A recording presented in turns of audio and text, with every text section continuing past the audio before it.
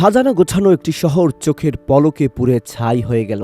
বিশাল সাম্রাজ্যে যে অবস্থায় ছিল সেখানেই পুড়ে পাথর হয়ে গেল।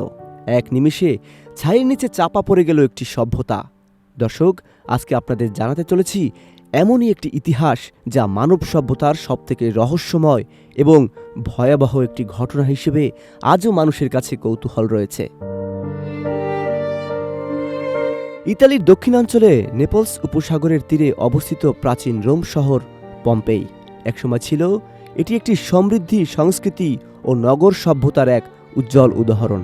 কিন্তু খ্রিস্টাব্দ ৭৯ সালে মাউন্ট ভিসুভিয়াসের ভয়াবহ অগ্ন্যুৎপাত এই প্রাণবন্ত নগরীকে মুহূর্তের মধ্যে ধ্বংসস্তূপে পরিণত করে।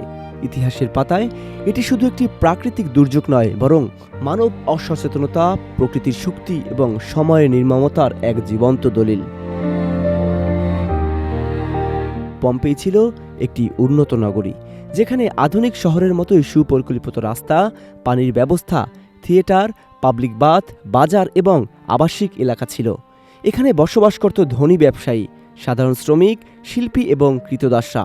শহরের দেয়ালে আঁকা চিত্রকর্ম, মোজাইক এবং স্থাপত্যশৈলী প্রমাণ করে যে পম্পেই কেবল অর্থনৈতিকভাবে নয়, সাংস্কৃতিকভাবেও অত্যন্ত উন্নত ছিল। তবে এই সমৃদ্ধ শহরের ঠিক পাশেই দাঁড়িয়েছিল এক সুপ্ত বিপদ, মাউন্ট ভিসুভিয়াস।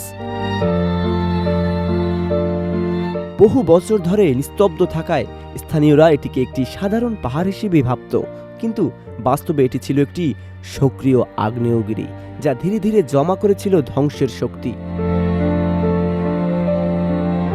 খ্রিস্টাব্দ ৬২ সালে একটি শক্তিশালী ভূমিকম্প পম্পেইকে কাঁপিয়ে দেয়। বহু ভবন ক্ষতিগ্রস্ত হয়, কিন্তু শহরের মানুষ এটিকে বড় কোনো সতর্কবার্তা হিসেবে নেয়নি।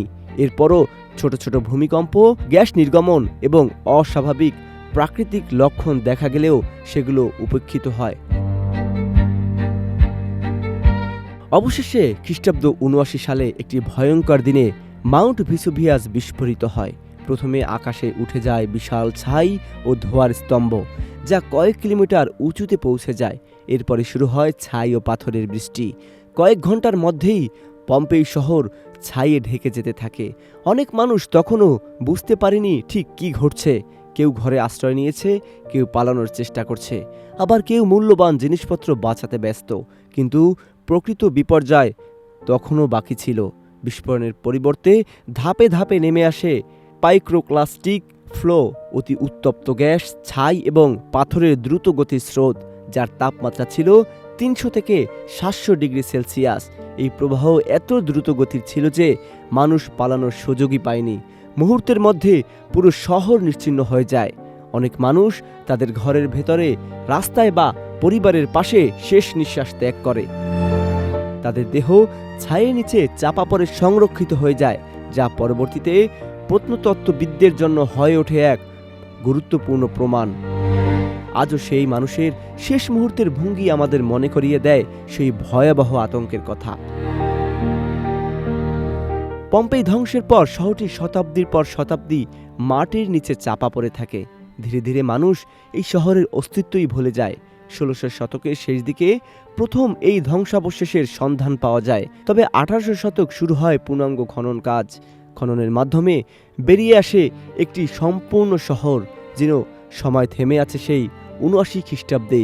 ঘরবাড়ি, আসবাবপত্র, খাবারের পাত্র, এমনকি দেয়ালে লেখা বার্তা পর্যন্ত অক্ষত অবস্থায় পাওয়া যায়।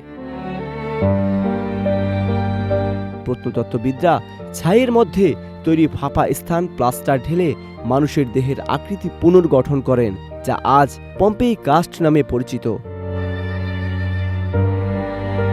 আধুনিক যুগে পম্পেই হয়ে উঠেছে গবেষণার এক গুরুত্বপূর্ণ ক্ষেত্র।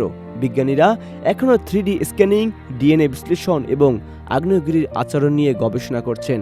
এসব গবেষণা ভবিষ্যতে এমন দুর্যোগ মোকাবিলায় গুরুত্বপূর্ণ ভূমিকা রাখছে।